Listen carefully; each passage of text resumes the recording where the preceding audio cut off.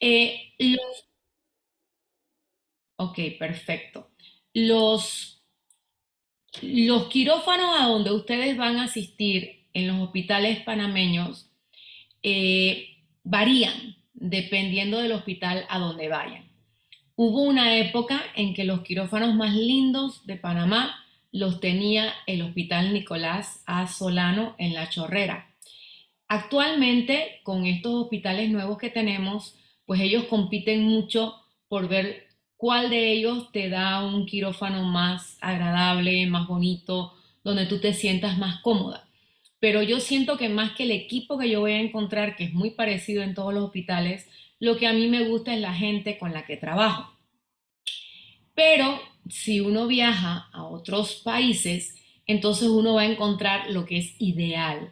Y esto se los digo porque yo no encuentro ya en mi quirófano un reloj donde yo ver que me esté lavando las manos por 3 minutos. Tampoco encuentro diferentes clases de jabones. Tampoco encuentro diferentes tipos de mascarilla. Es más, ya ni siquiera me pongo la mascarilla en el quirófano, la pongo en el carro antes de llegar al quirófano. Y entonces esto, difícil, pero no me la puedo quitar a veces en 8 9 10 horas. Hemos llegado a tenerla puesta por 12 horas. Inicialmente usábamos una que nos cubría absolutamente toda la cara y tenía unos respiradores aquí a los lados y esa para mí la mejor.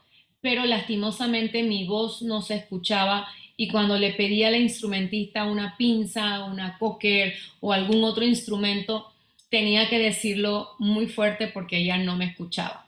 Pero bueno, lo ideal es que los quirófanos sean algo perfecto a donde ustedes llevan a un paciente para una cirugía de manera electiva o una cirugía de urgencia. Y sí existe diferencia entre estas dos cirugías. Las cirugías electivas son aquellas que yo planeo. Entonces, si yo las planeo, en estas cirugías yo lo que menos debo tener es complicaciones, porque he planeado la cirugía con tiempo, he escogido la fecha, le he dado al paciente la preparación que necesita, he hablado con él, con sus familiares, les hemos explicado qué van a hacer, cuál va a ser los cuidados postoperatorios que va a llevar, cuáles son los datos de alarma por los cuales debe llamarme. Les he recalcado que tienen mi teléfono para comunicarse conmigo y todas esas cosas. Nosotros en los quirófanos tenemos un área en donde tomamos en cuenta las condiciones de asepsia y antisepsia porque no pueden circular por ciertas áreas algunas personas que no vayan vestidas de la manera apropiada. Y entonces aquí les voy a decir que nosotros en el Susana Jones por 2 años no tuvimos botitas para ponernos en los zapatos y no aumentó el índice de infección. Así que cuando ahora me dicen que yo tengo que ponerme botitas, yo sinceramente a veces lo peleo porque eso no es cierto. Es más, en los Estados Unidos yo salía con mi ropa del quirófano y yo me iba al mall de shopping y regresaba. Y no es que me iba yo porque a mí me daba la gana. Yo me iba con el jefe con el que yo estaba rotando y con los otros residentes y así era que yo salía y todo era súper. Pero sí existe un área a donde no debe pasar personal que no esté vestido de la manera apropiada y que no vaya a guardar las condiciones de asepsia y antisepsia. Y también debe haber áreas a donde pueda llegar la gente que lleva equipo, que lleva cierto material que se requiere. Estos no tienen que estar vestidos de médicos, tampoco tienen por qué ser médicos. Y bueno, lo ideal es que todo quirófano cuente con un área de descanso y un área de cafetería para el personal, porque no hay nada más feo que ver a alguien dormido encima de las cajas de las cuestiones que uno tiene que usar para poder hacer la cirugía. ¿Ok? Entonces, definitivamente las áreas restringidas son los quirófanos per se y el área por donde circulan los médicos para hacer los lavados de manos o lo que nosotros llamamos antisepsia. Asepsia es lo que le practicamos al paciente cuando utilizamos diferentes tipos de jabones o de desinfectantes para limpiar el área quirúrgica. Y los quirófanos actuales pues son bastante modernos, inclusive tienen 2 o 3 lámparas y como ustedes pueden ver, las torres de la laparoscopía están conectadas a brazos que vienen del techo para evitar tener diferentes instrumentos o cajas o cosas que se pongan dentro de closets donde se pueda acumular polvo, donde puedan crecer bacterias y donde podamos incurrir en algo que nos aumente el número de infecciones. El lavado quirúrgico es importantísimo y el cubrirse el cabello, la boca, la nariz, que es eso que tiene más bacterias después de la boca, inclusive puede tener algún estafilococcus aureus de esos resistentes a muchas cosas y algunas personas son portadoras de ese tipo de patógenos, así que entonces tenemos que estar seguros de que no los van a tener. Antisépticos descubiertos por Lister.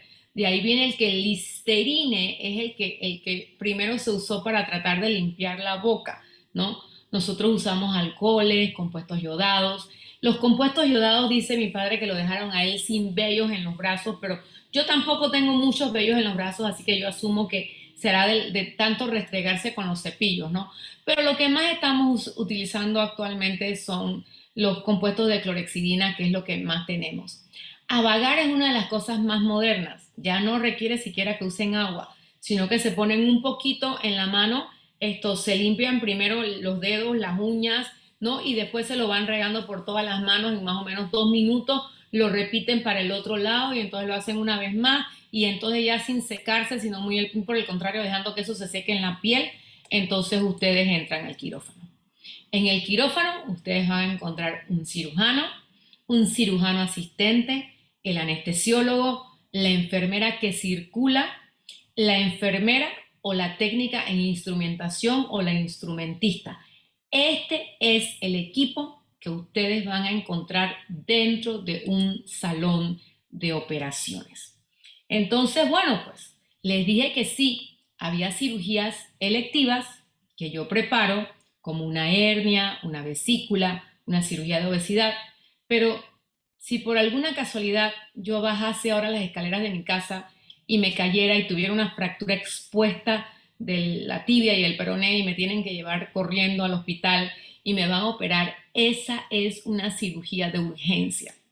Entonces, de repente, bueno, en esa cirugía yo con mucho dolor podría esperar a tener 8 horas de ayuno, pero podría ser que no. Entonces decidan darme algún tipo de anestesia más localizada. Pero todavía cuando uno da una anestesia regional, ya sea epidural o raquidia, podría ser que algo falle y entonces sea necesario que el paciente se intube. Entonces, para ese momento es que necesitamos el ayuno. Así que sí es muy importante que el paciente llegue en ayunas al salón de operaciones para cualquier tipo de cirugía que vayamos a realizar. Ahora bien, si tenemos un paciente que ha recibido 3 balas en el abdomen, entonces nosotros no podemos esperar porque el paciente está sangrando, está chocado y muchas veces le sacamos hasta la comida del estómago porque si se le abrió el estómago sacamos el arroz con maíz, con frijoles, con lo que sea que haya comido. Y eso es normal porque no se puede esperar. Entonces las condiciones o las situaciones varían de acuerdo al tipo de cirugía que vamos a realizar. Entonces, bueno, después de un traguito de agua, vamos a tratar de entrar ya pues en el tema que nos trae, que se trata de las enfermedades benignas del esófago. ¿Ok? Nosotros incluimos dentro de las enfermedades benignas del esófago a los trastornos motores del esófago y sus tratamientos quirúrgicos. Las cosas han cambiado muchísimo. Antes todo lo hacíamos por cirugía. Ahora muchas de estas cosas las podemos hacer por endoscopía. Es por eso que en algunos países, como en Estados Unidos y en Europa, las residencias de cirugía incluyen un entrenamiento para el cirujano de la realización de cirugía endoscópica. Aprenden a hacer endoscopías para entonces poder aprender a inyectar azul de metileno, agua, algo que les cree un espacio para separar la mucosa del esófago, levantarla, abrir un huequito y comenzar a hacer una disección con pinzas largas hasta llegar al área donde ustedes quieren tratar o hacer alguna reparación, inclusive poner puntos o introducir algún material tipo Botox para tratar de hacer que ese músculo se vuelva un poquito más rígido. Y bueno, las cosas han cambiado mucho y no podemos dejar de decir que algunos de estos trastornos se manejan ahora de preferencia por vía endoscópica. Entonces, cuando ustedes abren cualquier libro de texto de cirugía, lo primero que van a encontrar es que el libro de texto les hace referencia acerca de la historia de cómo surgieron las cirugías para este tipo de problemas. También les repasa la anatomía del órgano en cuestión y les habla un poco acerca de la fisiología, o sea, qué hace el órgano, para qué lo necesitamos. Y entonces después entra en lo que es la patología, que probablemente ustedes hayan visto, hayan tratado también en otras materias, pero es como que un repaso de lo que es la patología del órgano per se. Y lo que vemos como diferencia es cómo es el tratamiento quirúrgico. Ahora bien, jóvenes, a ustedes no se les va a pedir que sepan cómo se hace una cirugía o qué tipo de instrumentos tienen que utilizar o cuál es la técnica favorable o cuál es la que mejor se utiliza o cuál es la que más le gusta a su profesor. Lo que se les va a pedir es que ustedes reconozcan cuál es la patología y sepan cuál es el tratamiento que se debe dar. Entonces, eso es lo importante aquí. Nosotros vamos a hablarles acerca del esófago. Y lo primero que quiero recordarles es que el esófago tiene diferentes porciones. Él tiene una porción cervical o superior, que es la que está donde está el cuello. Va a tener entonces una porción media o torácica, que es la más larga de todas. Entonces, una pequeña porción diafragmática, que es cuando pasa por el diafragma, recuerden el músculo que divide la cavidad torácica de la cavidad abdominal. Y entonces, finalmente, otra un poquito más grande, pero no tan grande, porción inferior o intraabdominal o abdominal, simplemente, que es la que lo va a conectar con el estómago. Entonces, el esófago, como ustedes pueden ver, es una estructura tubular, alargada, la única del sistema digestivo que está dentro del tórax en el mediastino posterior, que va a tener relación con la tráquea, que va a tener relación con la aorta, aquí con el callado, que va a tener relación con el tiroides y que tiene una importancia que va mucho más allá de las palabras, aunque les parezca mentira, pero es el órgano que lleva la comida de la boca al estómago. Entonces, si no llega la comida al estómago, no podemos comenzar a digerirla. Sin embargo, la digestión se inicia con la masticación en la boca, en donde mezclamos el alimento con la amilasa salival. Los dientes juegan un papel muy importante porque tienen que triturar la comida. Si ustedes leen el libro de fisiología, dice que deberíamos morder o masticar cada bocado que nos llevamos a la boca por lo menos 16 a 18 veces, algo que me parece a mí un poquito exagerado, porque la verdad es que yo me puedo tragar un cuarto de libra en 6 bocados y no me pasa nada, pero bueno, pues eso lo hacía cuando estaba más joven, ya ahora de un poquito más mayor o menos joven, pues me cuesta trabajo y me molesta porque no puedo digerir adecuadamente la comida. Entonces, otra cosa muy importante es que cuando ustedes ven el estómago tiene 3 capas musculares, algo que no es propio en el esófago. El esófago solamente tiene una capa longitudinal y una capa circular. Además, el esófago es tal cual ustedes lo ven aquí. El esófago carece de serosa.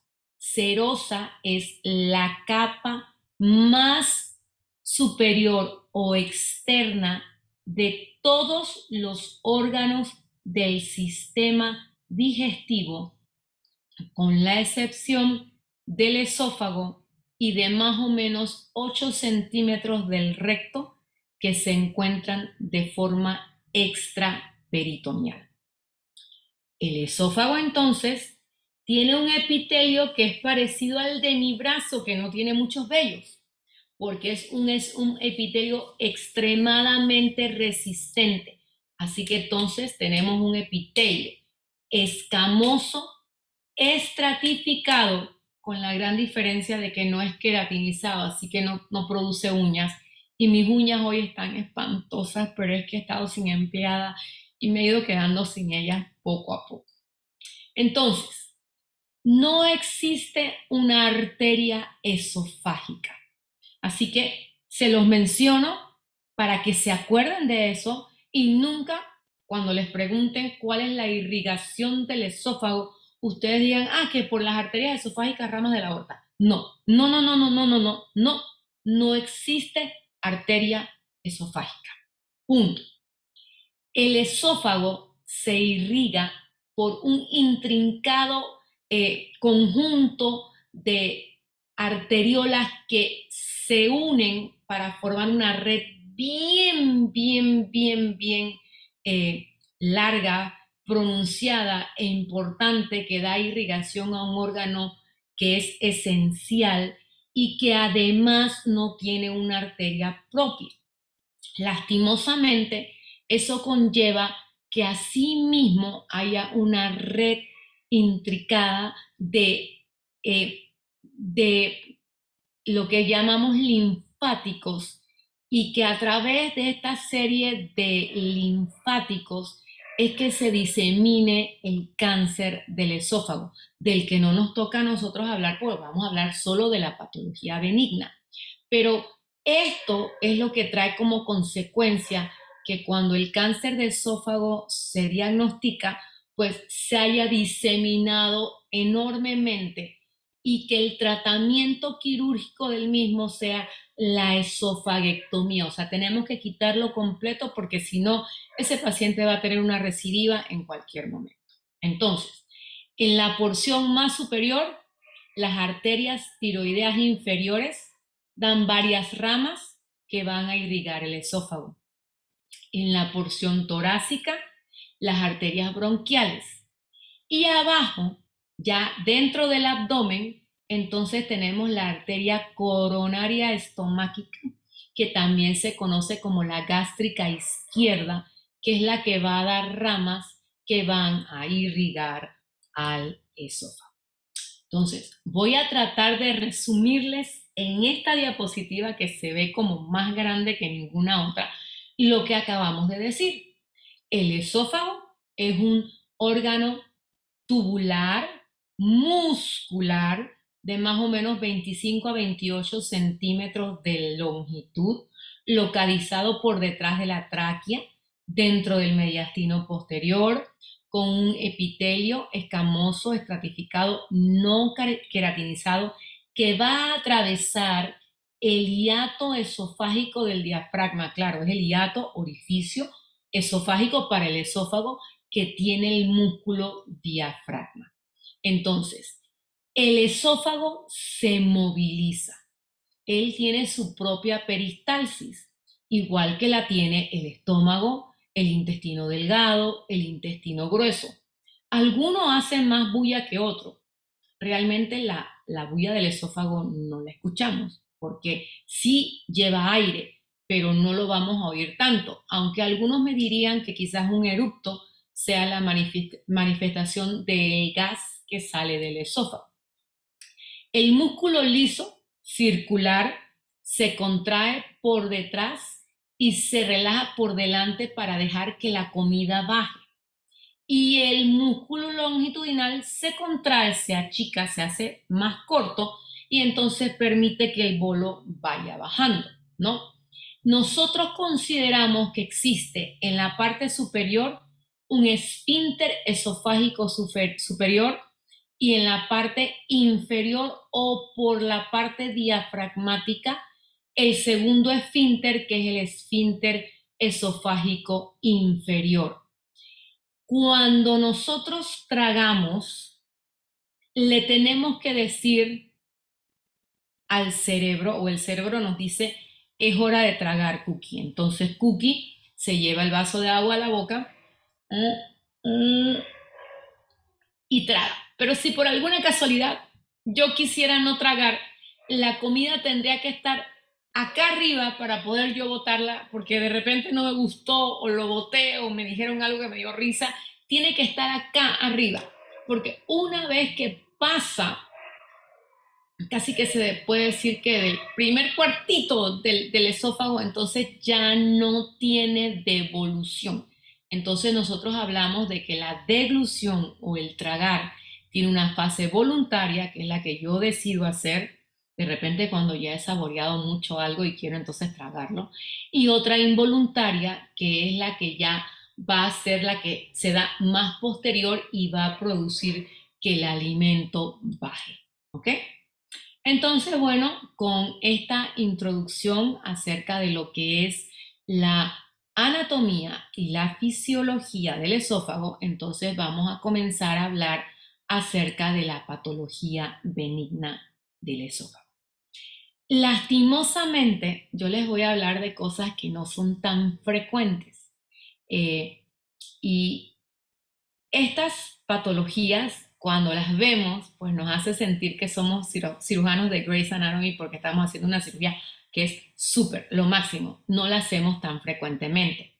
La otra cosa es que lastimosamente nosotros no nos podemos organizar como cirujanos en cirujanos especialistas en esófagos o cirujanos especialistas en acalasia. De repente ustedes pueden encontrar que en los hospitales más grandes se dice que el grupo de fulanito es el que más hace acalasia porque es el que más lo ha estado haciendo, pero en realidad todos aprendemos a hacer la cirugía y nosotros aquí en Panamá decimos que somos todólogos porque en realidad estamos capacitados para hacer casi que cualquier tipo de cirugía del tracto digestivo, ¿no? Entonces, la acalasia se presenta cuando a nivel del esfínter esofágico inferior hay una contracción, pero fuerte, que impide que se relaje el esfínter y que la comida pase al estómago. Entonces, el paciente come y la comida se le queda en el esófago, comienza a dilatarse, se produce un dolor retroesternal que es molestoso, sobre todo cuando el paciente acaba de comer. Este dolor puede irradiarse a la espalda, hacia los hombros, y entonces el paciente tiende a regurgitar la comida. Ojo, regurgitación es diferente a vómito. Cuando uno vomita la comida viene con ácido y viene algo digerida, por lo menos se ha triturado un poco. Sin embargo, cuando uno regurgita, la comida viene igualita que se la tragó, ¿no? O sea, no ha habido variación. Tiene un olor muy diferente a la de el vómito. El vómito es muy particular. Y habemos personas que si vemos a alguien vomitando, vomitamos por ahí mismo. Esos somos mis hijos y yo. Es más, si yo quiero ahuyentar a mis hijos de mi cuarto, les digo que me siento nauseosa y que de repente tengo ganas de vomitar y salen todos huyendo. Todos, no queda nadie. Entonces, la regurgitación es diferente. La regurgitación es un alimento que no ha sido digerido, que no ha estado en contacto con ácido y tiene un mal olor, porque si este esófago ha estado dilatado por un tiempo en particular entonces la comida que está ahí se ha ido pudriendo y entonces lo que el paciente bota es algo que no va a oler muy bien. Sin embargo, uno se da cuenta que es alimento que no está digerido. Este paciente comienza a perder peso porque simple y sencillamente no puede comer.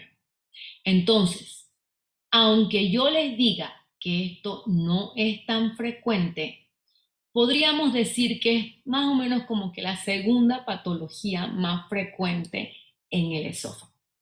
El tratamiento consiste en una miotomía de Heller o cardiomiotomía de Heller. ¿Qué es lo que vamos a hacer? El esfínter está cerrado. Entonces, desde el punto de vista quirúrgico, el cirujano va a tratar de abrir el esfínter. El esfínter está formado por músculo. Así que entonces, ¿qué tenemos que hacer? Tenemos que separar el músculo longitudinal y cortar las fibras del músculo circular. Recuerden que los esfínteres son circulares, así que entonces lo cortamos y entonces así abrimos un orificio, un área larga, más o menos 6 centímetros, para que entonces el esfínter se relaje y entonces la comida pase. Pero ¿qué ocurre? Si hacemos esto y no le hacemos una cirugía antirreflujo, y esto lo vamos a ver con un poquito más de detalle más adelante, entonces este paciente va a tener constante paso de ácido del estómago al esófago y entonces va a ocurrir otra patología que es la que no queremos tener y es la enfermedad por reflujo gastroesofágico. Así que a estos pacientes se les hace por lo menos no una Nissen completa, sino que se les hace un tupé o un DOR, que son un poquito más sencillos y más llevaderos para tratar de asegurarnos de que esto no ocurra. Entonces, esto es lo que es una miotomía. Abrimos el músculo, ¿no? Entonces, después le hacemos una fundoplicatura como para que no sea totalmente libre el paso del ácido hacia el esófago. Inicialmente, cuando Heller describió este procedimiento, él hacía la miotomía anterior y posterior. Después abandonó la técnica posterior y solamente hizo 8 casos combinados y después procedió a hacerlo solamente de la forma anterior. Actualmente, en muchos lugares se hace tratamiento endoscópico, o sea, se mete un endoscopio y los endoscopios estos especiales para poder hacer manipulación se abre y se corta solamente el músculo circular y entonces no se hace más nada, se cierra la mucosa del esófago y el paciente, porque si no va a estar tragando saliva, y al paciente se le da comida al día siguiente. Y hemos tenido relativamente buenos resultados con esto. Lógicamente al paciente hay que prepararlo, hay que evacuar todo lo que hay en el esófago, sacar todo el alimento, eso se hace con una sonda nasogástrica, se aspira bien y entonces se prepara al paciente para poder darle tratamiento endoscópico. Entonces, en la cirugía, en el tratamiento quirúrgico, nosotros vamos a dejar la mucosa y la submucosa expuestas. Y es por esto que entonces tratamos de cubrirlo con el estómago haciendo una fundoplicatura parcial. ¿Ok? Tenemos que tener cuidado de no hacerla donde están los nervios vagos que pasan o bajan con el esófago hacia el abdomen. Así que entonces tenemos que tener ese cuidado. Otra patología benigna del esófago y todavía muchísimo más rara es el síndrome de Plummer-Vinson. Este síndrome fue descrito en pacientes que tienen anemia. La característica típica es una anemia ferropénica crónica, o sea, es por disminución de hierro. Y entonces se caracteriza porque el paciente no puede tragar correctamente, de repente tiene dificultad para hacerlo y entonces esto tose o regurgita porque existen unas bandas que se forman y entonces eh, tienden a obstruir parcialmente el esófago. Entonces, el tratamiento, primero, tratar la anemia y si con eso no mejora, entonces de repente con un cauterio de manera endoscópica uno puede cortar estas bandas que se forman. Esto es bastante raro actualmente porque nosotros rara vez tenemos a un paciente o una paciente con anemia ferropénica crónica. O sea, actualmente una de las cosas más frecuentes es que el paciente cada 6 meses se hace laboratorios y ve cómo está la hemoglobina y está chequeando todas esas cosas. Así que entonces esto lo vemos mucho más raro. La patología que yo creo es más común actualmente es esta, el espasmo esofágico difuso. ¿Por qué? Porque uno está hablando, echando cuentos, dando una clase y de repente siente un dolor, pero espantoso, y entonces es un espasmo esofágico que duele, duele, duele y de repente se va, ¿ok? Estas son contracciones del mismo músculo esofágico que se dan, pero simultáneamente, y entonces son de una gran amplitud, lo que se traduce en un gran dolor, ¿no? Entonces, dificultad para tragar y además la sensación esa de que algo dolió, algo molestó. Nosotros hemos aprendido que esto se agrava con el estrés y también cuando se toman líquidos muy fríos. Yo no sé si ustedes han visto la película The Holiday, El Descanso, con Cameron Díaz. Cameron Díaz habla de un espasmo esofágico y dice, uff, viene, es violento. Y justo le ocurre en un momento de mucho estrés donde ella está peleando con su novio, acabando con él, tirándole zapatos y hasta le da 2 y 3 puñetes. Y ella lo describe como es, el dolor viene y ella lo sabe que viene. Es un espasmo esofágico. Entonces, esto es algo que debe diagnosticarse o descartarse antes de tratar una enfermedad por reflujo gastroesofágico. Porque si nosotros le hacemos una Nissen a un paciente para tratar de cerrar el esfínter esofágico inferior porque está muy abierto y este paciente tiene espasmos esofágicos, entonces lo que vamos a tener es que cuando el espasmo esofágico viene, en el momento en que el paciente debe sentir el alivio, entonces no hay paso de la comida porque hemos hecho la Nissen y entonces de verdad entramos en un paciente que está con problemas porque se le mezclan los síntomas de las dos enfermedades y entonces va a estar con todavía más molestias. Cuando nosotros hacemos un trago de bario para hacer el diagnóstico, lo que vemos es un sacacorcho o un cascanueces y de allí el sinónimo de el esófago en cascanueces. Y aquí podemos ver cómo se ve en la endoscopía, o sea, en realidad sí parece las escaleras divinas de este museo que, bueno, a veces uno puede ir a visitar y, bueno, parece que si uno va para abajo, ¿no? Se ve igualito. Y lo más característico o lo más típico es que aquí se produce gran dolor, ¿no? El tratamiento hay, ha incluido inyecciones de toxina botulínica, ha incluido esofagomiotomías en los diferentes lugares donde se encuentra que hay la estrechez o la estenosis en el esófago producidas pues por las contracciones severas y de gran amplitud del músculo que son completamente anormales.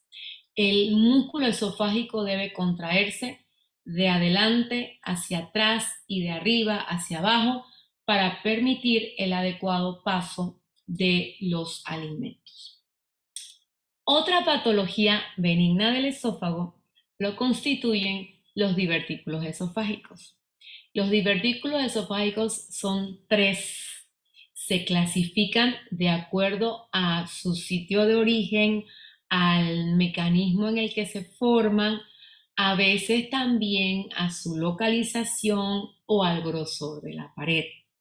Característicamente nosotros hablamos de los faringoesofágicos, que son los superiores porque están relacionados con la faringe, ¿ok? Los parabronquiales porque se relacionan con los bronquios, así que están cerca de la tráquea. Y entonces finalmente los epifrénicos porque están por encima del diafragma. Entonces, más o menos estos serían los que se encuentran en los 10 centímetros distales del esófago. Entonces, aquí los podemos ver y vamos a ver entonces los nombres que les damos. El que está arriba, o sea, el faringo esofágico, se conoce también con el nombre de divertículo de Zenker.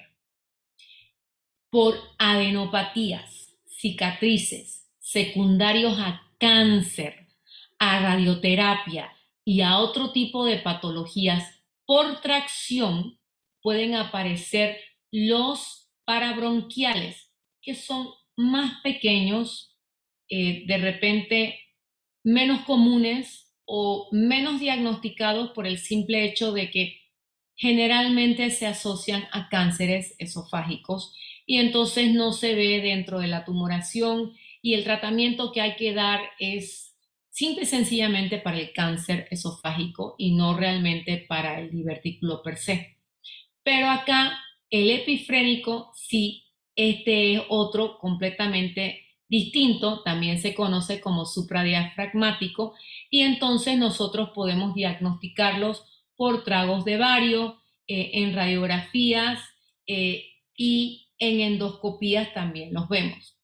Lastimosamente se caracterizan por acumular restos de comida que no se digieren, entonces estos pacientes comienzan a tener halitosis o mal aliento.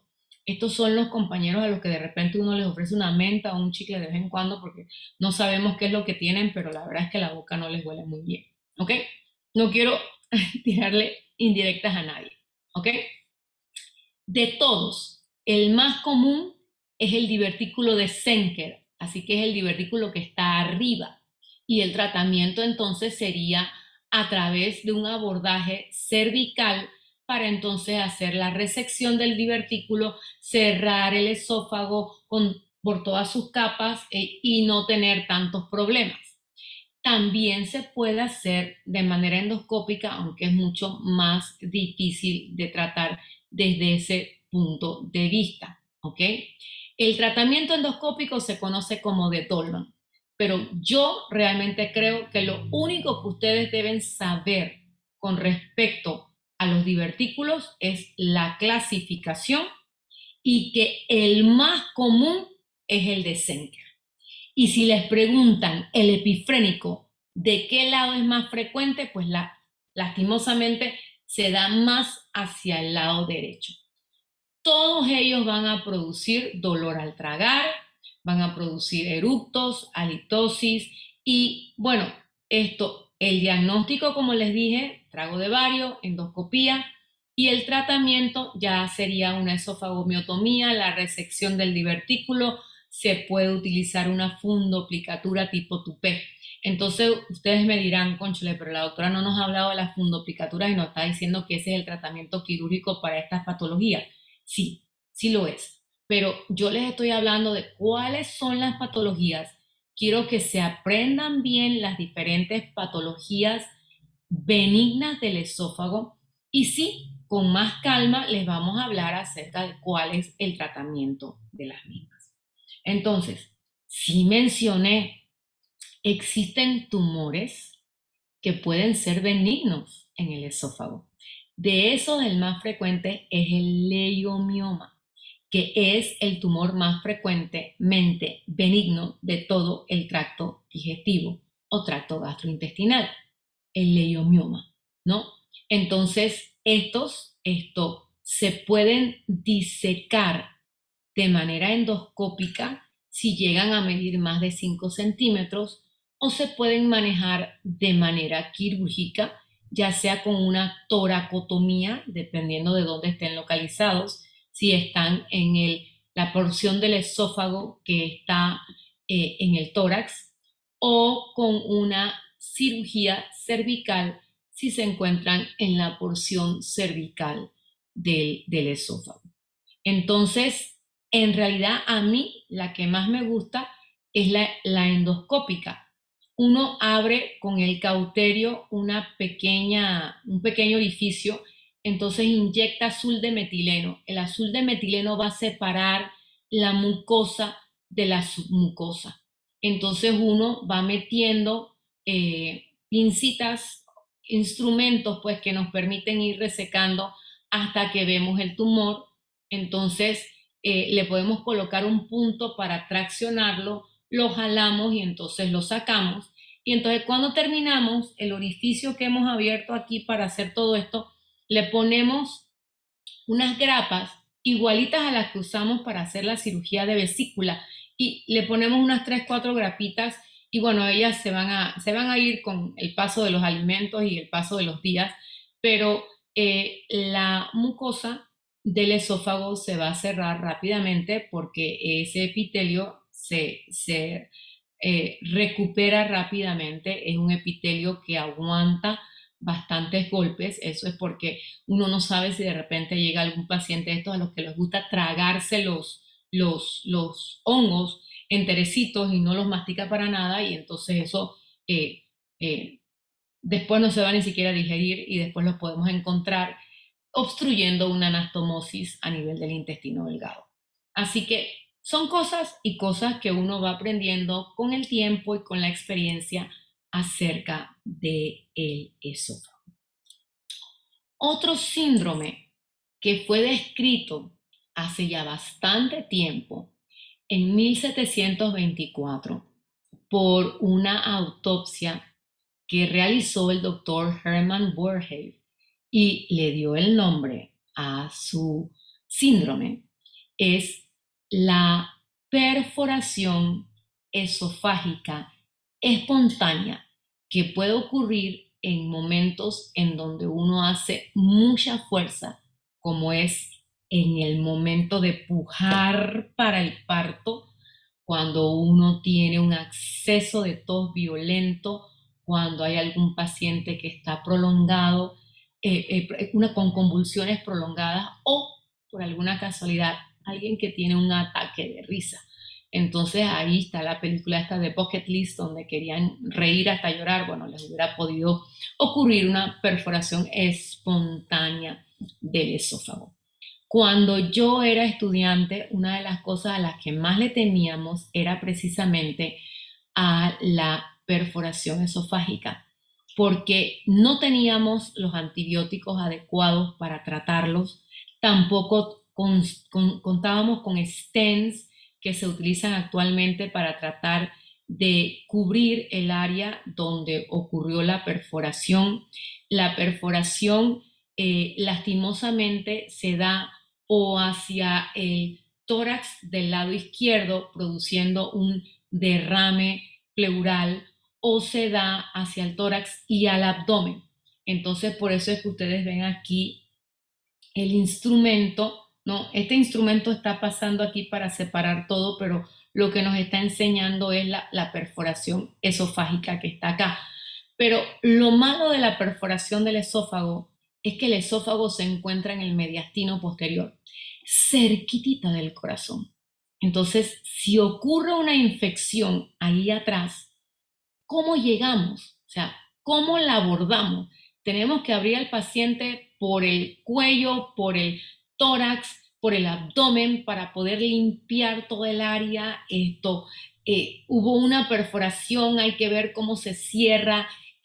Nosotros debemos ya saber a estas alturas que cualquier cosa que nosotros querramos suturar o cerrar dentro del cuerpo en un área donde hay una infección, por lo general no va a cerrar tan fácilmente, así que entonces ya la circulación se perdió, el tejido que estamos tratando de pegar o de suturar está lesionado, no es un tejido que tenga buena circulación, no tiene buena oxigenación, no sangra fácilmente, o sea, las cosas están realmente serias.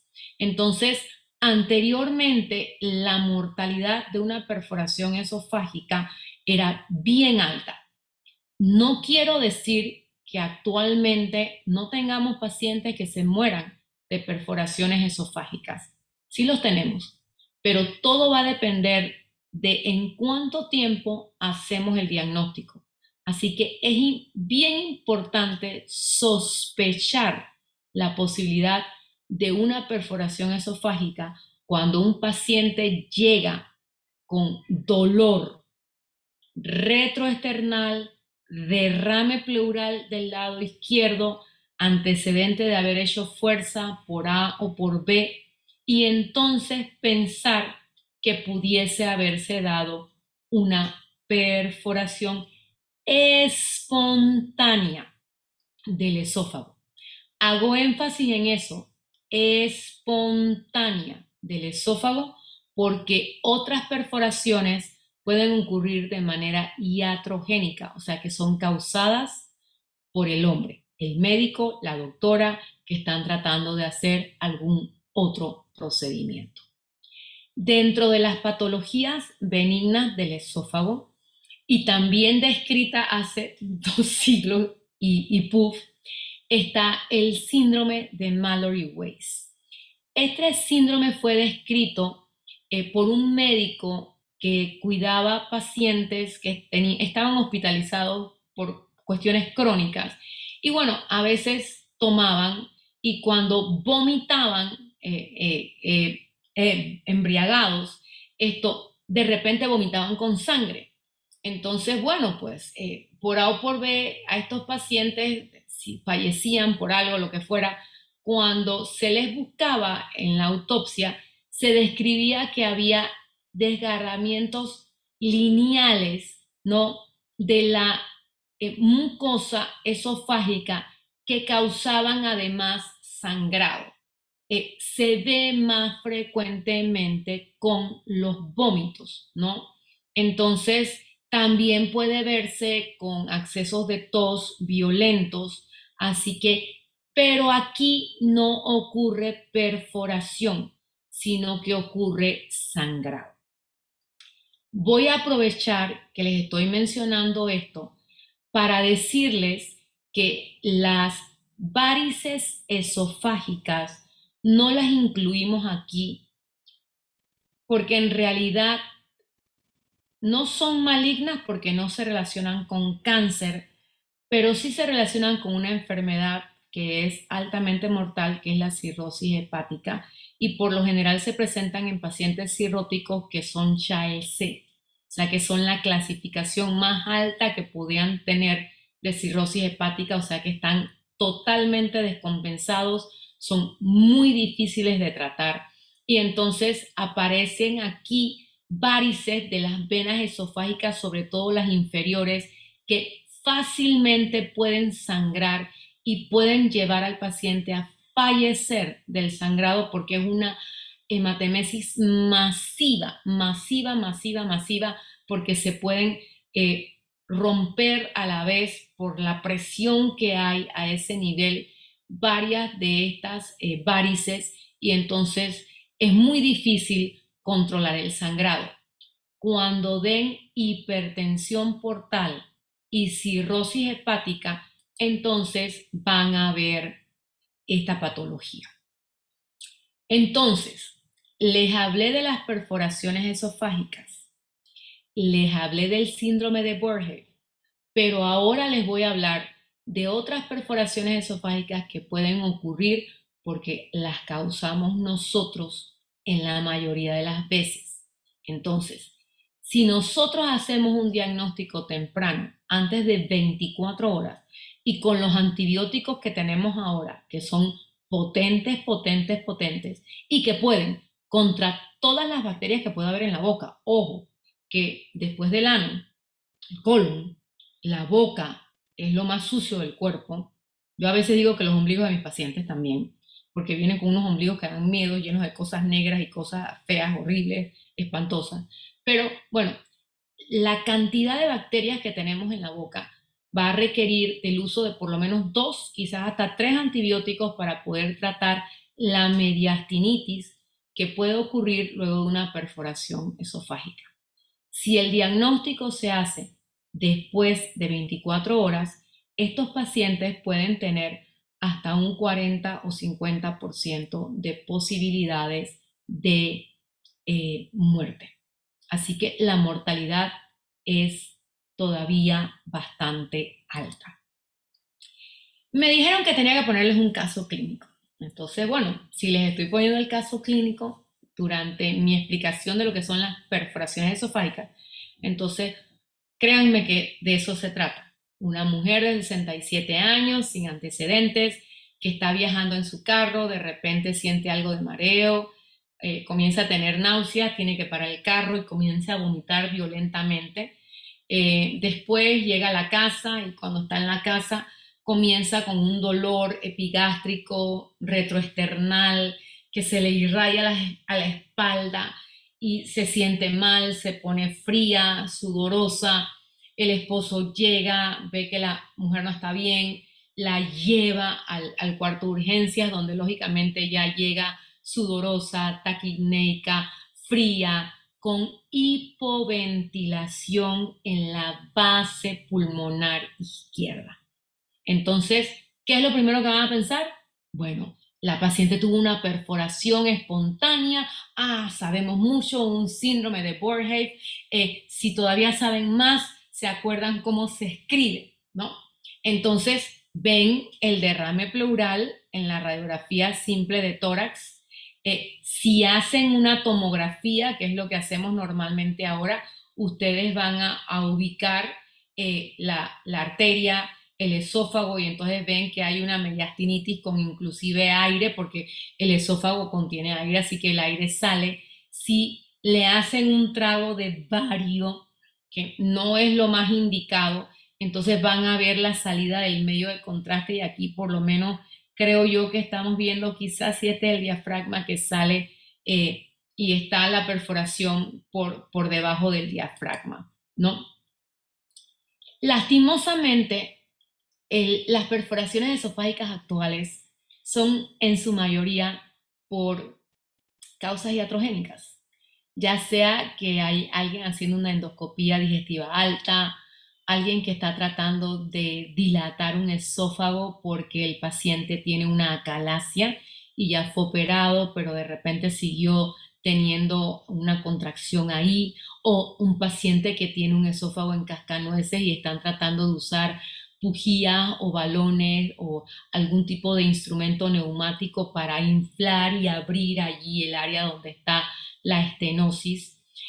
Cuando se está colocando la misma sonda nasogástrica o todavía más el balón de Senstaken-Blakemore, que es el que se usa para tratar las varices esofágicas. Ese es un balón bastante complejo que contiene dos partes, una que se infla abajo para traccionarla y otra que se infla dentro del esófago para tratar de parar por compresión el sangrado de las varices esofágicas. También puede ser que se esté haciendo alguna escleroterapia, no solo de varices esofágicas, sino del síndrome de Mallory-Weiss.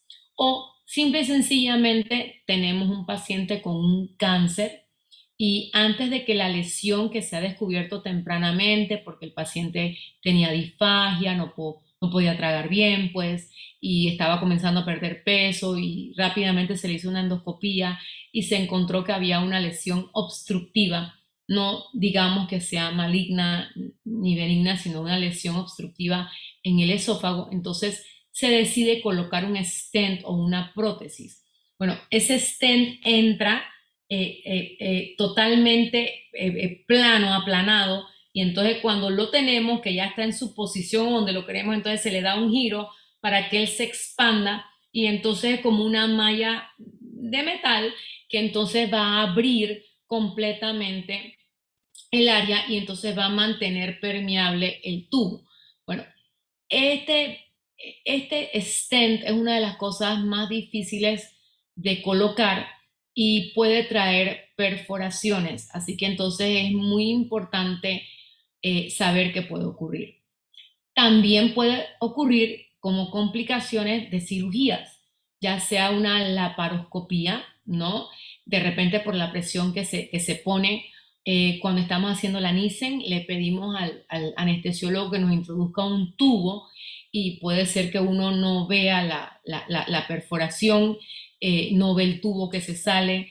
Si el anestesiólogo no lo pasa suavecito y llega hasta el estómago sin ningún problema, tenemos que pensar que puede haberlo hecho. Así que ahora usamos un tubo para las cirugías de obesidad y para la Nissen, que es bien romo, bien suave, un plástico bastante flexible para tratar de evitar eso. También puede ocurrir la perforación esofágica por la cirugía del tiroides, inclusive por cirugías de columna vertebral, cuando el abordaje es posterior, puede haber algún movimiento que de repente perfore el esófago porque él está ahí mismo, ¿no? Y también puede ocurrir pues por trauma, ¿no? Eh, un trauma de esos al tórax cerrados, fuertes, puede perforar el esófago y no lo vemos así nomás, ¿no? Y entonces me dirán, bueno, ¿esto por qué es iatrogénico? Bueno, es iatrogénico porque no ocurrió de manera espontánea. Dentro de las espontáneas, entonces tenemos el síndrome de Borheim y las esofagitis infecciosas, como se puede ver en herpes y en tuberculosis. Entonces, una patología que no queríamos ver, ahora es todavía mucho más frecuente porque ahora sí manipulamos mucho más el esófago, ya sea para tratamiento o para diagnóstico de diferente tipo de patologías. Entonces nos trae a la última enfermedad benigna del esófago y esto es el reflujo gastroesofágico en sus etapas tempranas.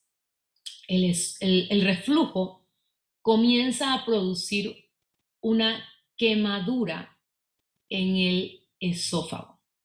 El esófago tiene un epitelio que es extremadamente protector, pero no produce ningún tipo de moco o ningún tipo de sustancia que vaya a neutralizar el ácido.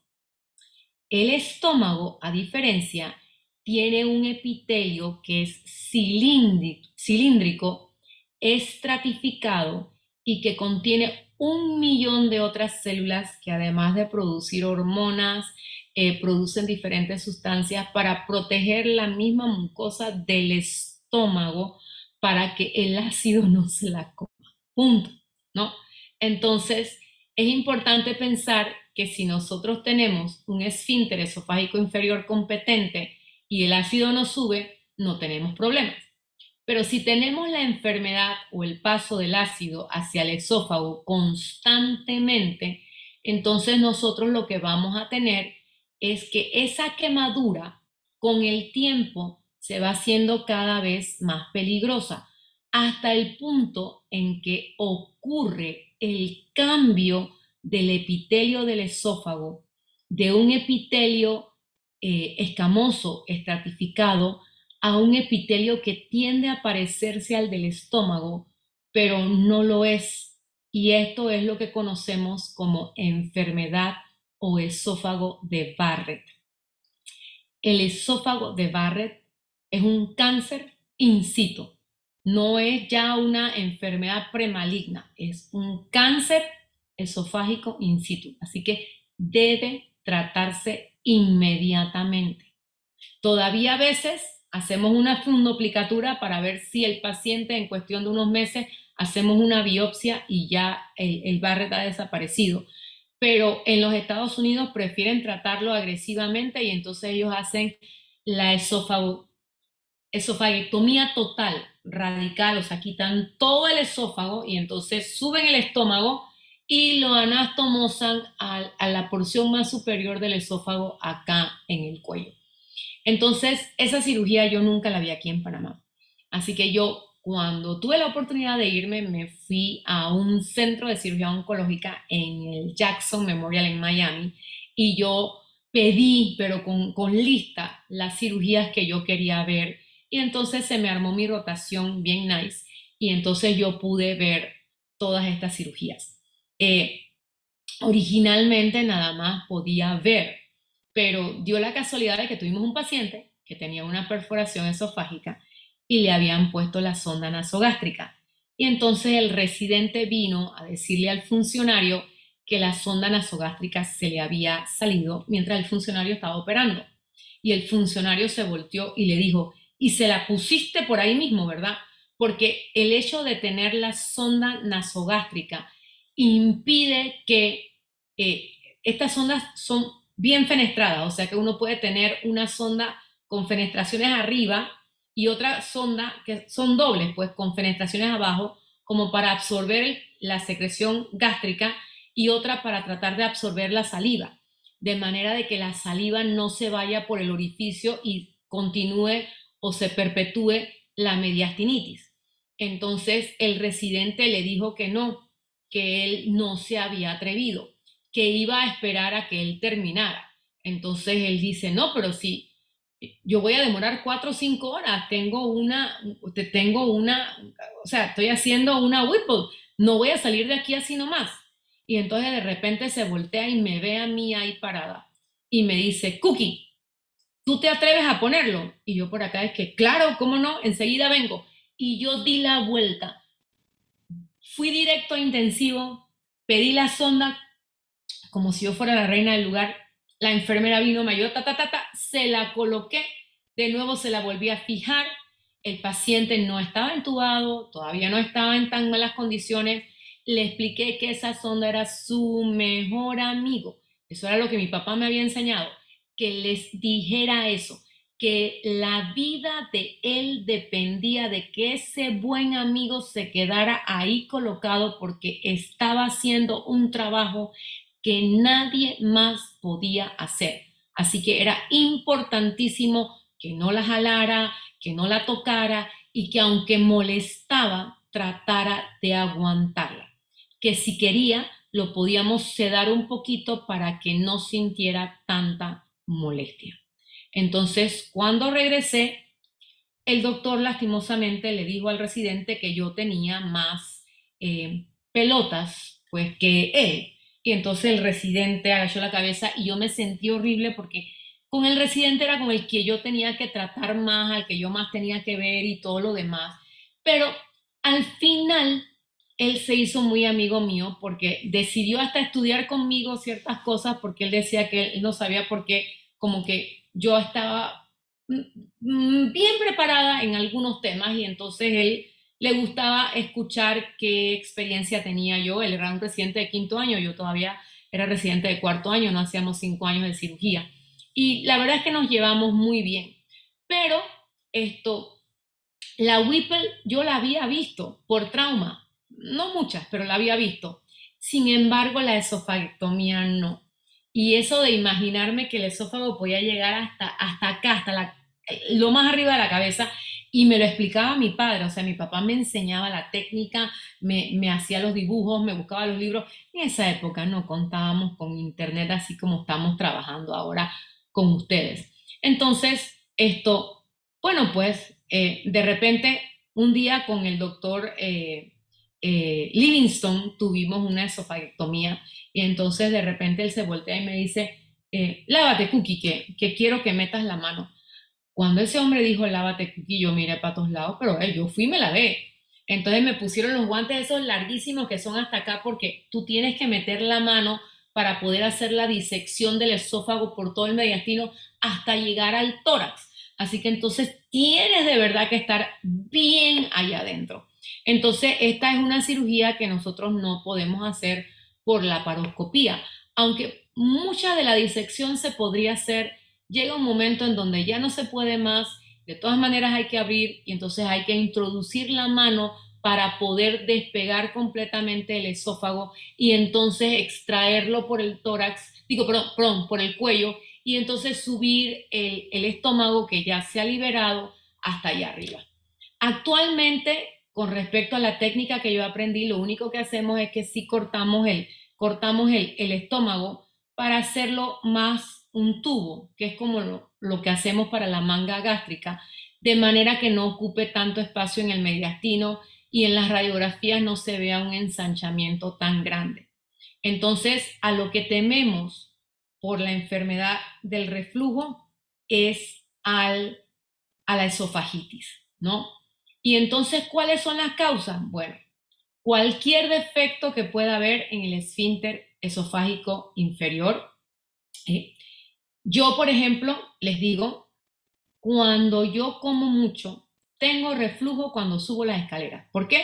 Porque cuando levanto la pierna, como he comido muchísimo, entonces subo todo el contenido del estómago y entonces se relaja el esfínter esofágico inferior. Tengo una pequeñita hernia hiatal y entonces ocurre eso. También vemos que el esfínter esofágico inferior deja de funcionar en pacientes que son fumadores y también aquellos que toman barbitúricos, benzodiazepinas o antagonistas del calcio. Se ve también muy frecuentemente el reflujo gastroesofágico cuando hay un vaciamiento gástrico extremadamente lento, cuando aumenta la presión intraabdominal. Yo lo dije, acabo de aumentar la presión intraabdominal nada más que con subir las piernas, subiendo las escaleras. En los obesos, la presión intraabdominal está aumentada y en las pacientes embarazadas también. Así que ustedes pueden esperar gastritis y reflujo en la embarazada como algo normal, ¿no? Lógicamente también aquellos pacientes que llevan una dieta con comidas muy grasosas, fritas, alimentos muy ácidos, chocolates, mentas, estas cosas que son tan ricas, picante, que a mí me encanta, o bebidas con mucha cafeína, alcohol y bueno, las sodas, porque además de que son bastante irritativas, producen mucho gas. Entonces, la causa principal de que el esfínter no funcione es la hernia hiatal. ¿Y por qué?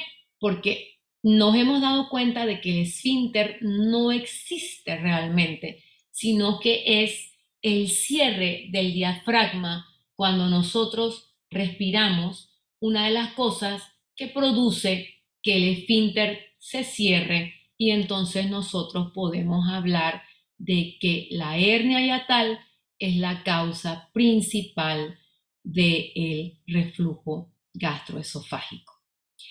Nosotros podemos medir la presión del esfínter esofágico inferior. Eso es lo que se llama manometría y ese es uno de los estudios diagnósticos que se utilizan para diagnosticar la enfermedad por reflujo gastroesofágico. Entonces, si yo les digo que la causa más frecuente es la hernia hiatal, entonces, ¿qué es la hernia hiatal? Esta es la anatomía normal. Aquí está el diafragma, que acuérdense que sube y baja de acuerdo a lo que respiramos, igual que se contrae el esófago hacia arriba y hacia abajo de acuerdo a lo que tragamos, ¿no? Cuando hay una hernia hiatal deslizante, pareciera que el esófago se acorta y entonces el estómago sube y comienza a formar parte del tórax y se lleva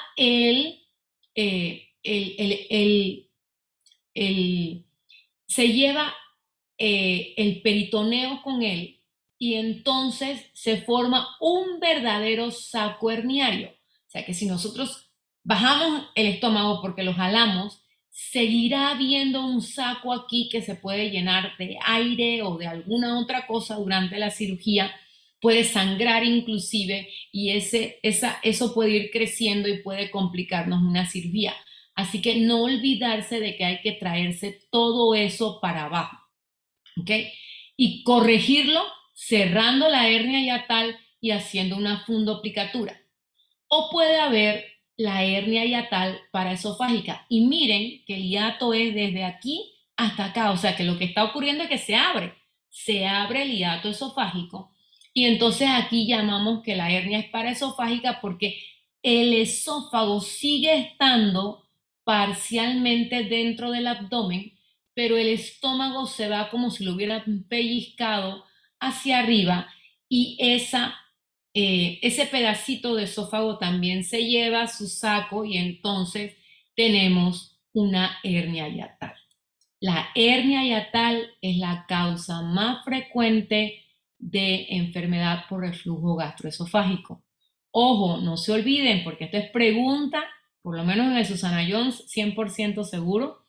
El doctor Cárdenas les va a preguntar y él va a querer que ustedes se acuerden de esto, que se acuerden del aumento de la presión intraabdominal, que se acuerden que eso ocurre en las embarazadas, en los obesos, que se acuerden que puede ocurrir por medicamentos como las benzodiazepinas, los barbitúricos, en los fumadores y que también puede ocurrir por la dieta, alimentos ricos en grasa, cafeína, gaseosas y también menta y chocolate, que a mí en particular pues no dejan de gustarme, ¿no? Entonces, aquí un poquito de anatomía, ¿no? La vena cava superior, perdón, inferior, sube hacia el tórax pasando por el tendón central del diafragma. El esófago baja por lo que nosotros llamamos un hiato porque está rodeado de músculo, ¿ok? Entonces el músculo es el que se vuelve laxo. Así como decimos que las mujeres conforme la edad nos aumenta, tenemos esto aquí que se nos mueve y que cuando decimos adiós se sabe qué edad tenemos. Bueno, lo mismo, el músculo aquí se vuelve más laxo y entonces se abre. Sin embargo, acá la aorta, ella baja hacia el abdomen con una pared posterior que está formada por el cuerpo vertebral de las vértebras torácicas y entonces no es tan fácil que este orificio pues se agrande o alguna cosa. Y la otra cuestión es que este es retroperitoneal, este que está acá es retrohepático, o sea, está retroperitoneal y retrohepático, o sea, está doblemente cubierto.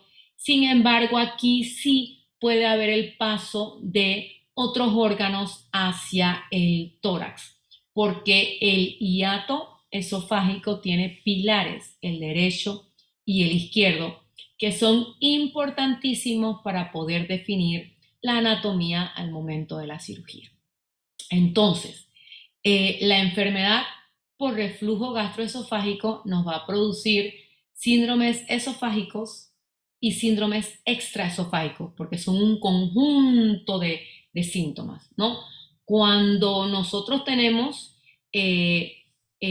sintomatología florida, tenemos a este paciente que tiene un dolor retroesternal quemante, que da siempre después de comer o que inclusive lo levanta en la mitad de la noche sintiendo un dolor que se confunde con el infarto agudo del miocardio, ¿ok?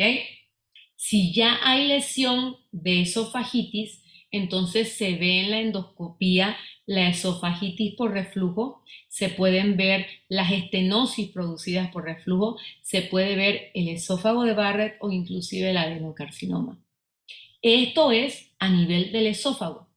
Existen otros síndromes extraesofágicos y uno de los más importantes es el de trastornos pulmonares que afectan órganos del sistema respiratorio y que causan tos, laringitis, faringitis, asma e inclusive erosiones dentales, ¿no?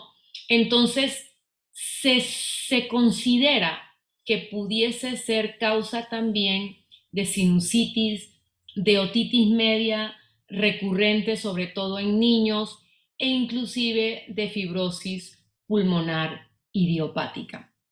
Entonces sí existen muchos síndromes y síntomas que se asocian a la enfermedad por reflujo gastroesofágico. Esto es lo que vamos a ver mañana. A esto le vamos a dedicar un poquito más de tiempo. Vamos a estudiar un poquito la cirugía. Aquí en este video que lastimosamente no pude comprar, esto se habla de cómo se hace la cirugía cuando se hace de manera abierta, que era como lo hacíamos antes, y de manera laparoscópica. Importante la masticación de los alimentos para disminuir el tamaño de las partículas que vamos a tragar. Tragamos y vemos cómo el esófago se mueve completamente, las contracciones o la peristalsis, y cómo el alimento pasa del esófago al estómago. ¿Ok? Es en el estómago donde se va a mezclar con ácido. O sea que en este momento es donde vamos a tener la mayor cantidad de ácido, y ese ácido va a digerir el alimento para que pueda ser entonces completamente digerido a nivel del intestino delgado y asimilado y recibido. Sin embargo, si por una hernia hiatal, si por aumento de la presión intraabdominal, si por el uso de cigarrillos, si por la obesidad, si por embarazo, hay una hernia hiatal, además, que es la causa más frecuente de todas estas cosas, entonces no se cierra adecuadamente el esfínter esofágico inferior, y entonces el ácido pasa y comienza a quemar la porción más inferior del esófago hasta producir esofagitis. La esofagitis se ve como una quemadura horrible, pero también puede causar estenosis, cambios de epitelio, que es el esófago de Barrett, y entonces este paciente va a requerir de una cirugía. Lógicamente, la cirugía consiste en corregir la hernia diafragmática que el paciente presenta. Hay que ponerle un par de puntos del lado derecho, del lado izquierdo, dependiendo de cómo sea la cosa, para acercar los pilares, porque estos se han separado demasiado. Y entonces ya no usamos catéteres en la vejiga, ni tampoco es necesario que el paciente se quede más de una noche hospitalizado. Lo que sí es que le damos líquido por varios días. Definitivamente lo hacemos por laparoscopía, así que nosotros hasta aquí llegamos, porque lo que vamos a hacer es exactamente lo mismo, ¿no? Pero sí es importante que ustedes sepan que ya esta es una cirugía que se hace exclusivamente por laparoscopía. Ha habido atentos de hacerla por endoscopía, y hay diferentes técnicas, hay diferentes endoscopios que han sido creados para tratar de suturar por dentro el estómago, para tratar de plicarlo y conseguir que el esfínter vuelva a funcionar. Sin embargo, ninguno ha tenido la aceptación o los resultados que ha tenido la cirugía que fue propuesta por Nissen en el siglo pasado. No tan lejos, pero en el siglo pasado. La otra cosa importante que hay que recordar, por lo menos en este vistazo inicial de lo que es esta enfermedad, es el hecho de que por laparoscopía el paciente se recupera mucho más rápido, la visión que tenemos es excelente, mejora 10 veces más todavía si logramos hacerlo con robot, pero no es fundamental, básico o necesario tener un robot para poder hacer una fundoplicatura de Nissen por laparoscopía. Entonces, eso nos trae a un poquito de la historia de cómo surgió esta cirugía. Bueno, el autor de esta cirugía, Rudolf Nissen, él era un cirujano europeo que, como muchos hebreos, tuvieron que huir durante la época de la guerra. Él, de una manera o de otra, terminó por el área de Turquía, y un día, operando a un soldado que tenía una úlcera en el tercio distal del esófago, él le hizo la resección del tercio distal esofágico y anastomosó el estómago al esófago, pero como había perdido el esfínter, él decía que ese paciente iba a tener mucho reflujo. Así que pensó en traer el estómago y pasarlo por detrás del mismo y ponerle un par de puntos para ver si esto se lograba cerrar, sin darse cuenta de que iba a crear una de las cirugías que se usa en la actualidad más que ninguna otra. Inicialmente la hacíamos de manera abierta, ahora ya la hacemos por la laparoscopía. Lo bueno de esto es que, aunque parezca mentira, cómo se enredan las cosas, alguien que vio el trabajo de este hombre decidió traerlo a los Estados Unidos. Entonces, inicialmente él vino a un hospital, pero después se fue yendo a un hospital más de hebreos, donde estuvo más tranquilo y más contento con amistades y aprendió su inglés, que no lo sabía y todas estas cosas. Pero bueno, ya estando bien establecido y siendo un cirujano de alto renombre, en una ocasión un colega le dijo que tenía un paciente para él que venía porque tenía unas lesiones aparentemente en el estómago. Entonces, bueno, pues cuando fue Rudolf a evaluar al paciente, resultó que el paciente no era otro que Albert Einstein. Así que imagínense el calibre de pacientes que él veía. Entonces, cuando lo estaba evaluando, notó a la exploración, estamos viendo nada más, que Nissen tenía una masa pulsátil en el abdomen.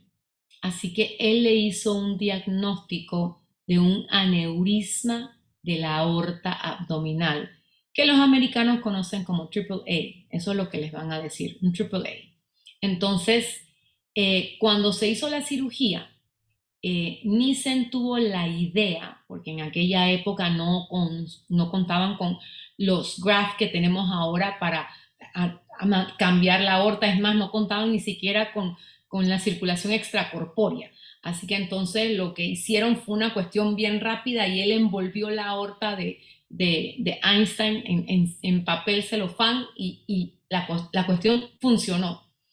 Cuando Einstein fue a salir del hospital 8 días después de su cirugía, lógicamente había una cantidad de periodistas increíbles esperándolo afuera para ver qué había pasado, pero salió por la parte de atrás y no fue nada más que a un fotógrafo que se le ocurrió que esto podía pasar. Entonces Einstein, cuando lo vio, le sacó la lengua. ¿Por qué? Porque él sabía que al día siguiente su foto iba a aparecer en la portada de todos los periódicos de New York. Efectivamente, agarró el periódico y entonces le escribió en el periódico al doctor Nissen: mi abdomen te sacó la lengua, porque no era nada en el estómago, sino que resultó ser algo mucho peor y más complicado. Tu amigo Albert Einstein. Entonces, esta foto se tomó y se hizo famosa, pero nadie sabe que él iba saliendo del hospital, ¿no? Y más que iba saliendo después de una cirugía que había sido la primera en su género, inolvidable, y que había sido hecha por uno de los grandes cirujanos de la historia de la cirugía, ¿no? Entonces, el que solo de medicina sabe, ni de medicina sabe. Así que es bien importante que aprendan a estudiar y a saber de otras cosas, anécdotas, historias, conocer lugares, tener diferentes temas de conversación. Eso de que cuando los médicos se reúnen y se comienzan a hablar solamente de medicina es algo que a mí me hace salir huyendo, porque a mí me gusta hablar de muchas otras cosas. Así que ahora voy a dejar de compartir pantalla y voy a estar aquí disponible para todos ustedes. Si alguno tiene alguna pregunta, este es el momento de hacerlo. Hola doctora, sí, una pregunta. Disculpe mucho si ya lo mencionó Espérate, y... déjame ver, yo no estoy oyendo. Comienza de nuevo, ¿Me Michelle. escucha? Sí, ahora sí te oigo. Ok. Hola, doctora, sí, una pregunta. No, lamento mucho si ya lo mencionó y lo aclaró y eso, pero la lesión de Mallory Weiss no es por los mismos motivos que el síndrome de Boerhaave. Muy parecidos motivos, pero diferentes cosas. En Mallory Weiss hay desgarros lineales de la mucosa y cuando mucho puede haber sangrado después de un vómito o una tos. Sin embargo, en el Boerhaave lo que hay es una perforación esofágica, o sea, llega a romperse totalmente el esófago y entonces ocurre por lo general un derrame pleural del lado izquierdo y también ocurre la mediastinitis. Así que eso es lo que hace diferentes los síndromes. ¿Ok? Eso podría entonces ser una complicación del Mallory Weiss. Podría ser que el Mallory Weiss termine en lo otro, pero el Mallory Weiss se ve por lo general en pacientes que están engomados y están vomitando y entonces tienen vómitos con sangre, pero no pasa de allí, ¿no? Ahora, esto, ya si la cosa es más fuerte y ocurre o persisten los vómitos, entonces sí podríamos tener una perforación esofágica espontánea. ¿Ok? Gracias. A la orden. Doctor, una consulta. Cuando usted estaba hablando de la hernia deslizante y Ujú. si se baja el estómago con el peritoneo y se agarran los puntos como usted mencionó, ¿qué probabilidad hay de que recidive la hernia? Recidiva.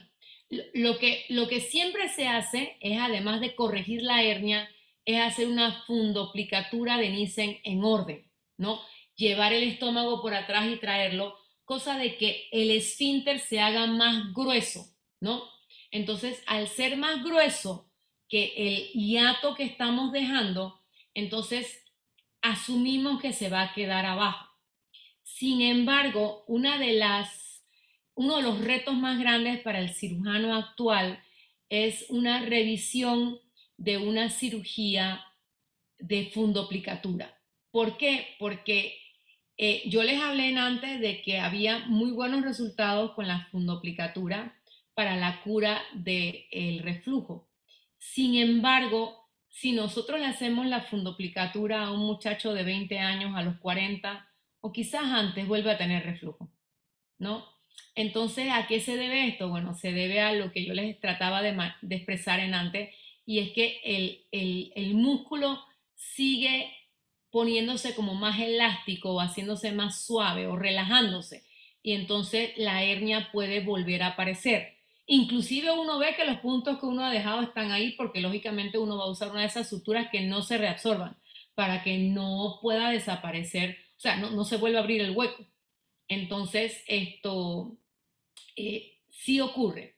Entonces, esto es lo que hace que los gastros no recomienden al paciente la cirugía porque ellos dicen que en algún momento vuelven a desarrollar el reflujo. Sí, es cierto, vuelven a desarrollar el reflujo, pero ya la cirugía de reconstrucción post una Nissen existe.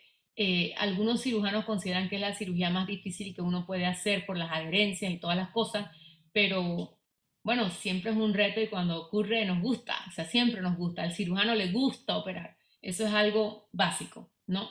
Así que sí, eso es lo que hay, ¿ok? Gracias. A la orden. ¿Algo más?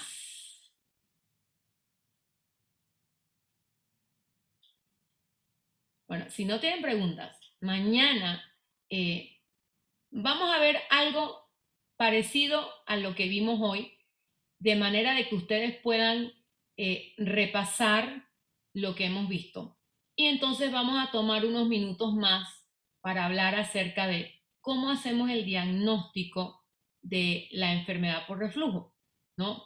Porque sí es muy importante que ustedes al momento de decidir que van a operar un paciente hayan descartado otras enfermedades y tengan un conocimiento eh, apropiado de que el paciente tiene reflujo constantemente.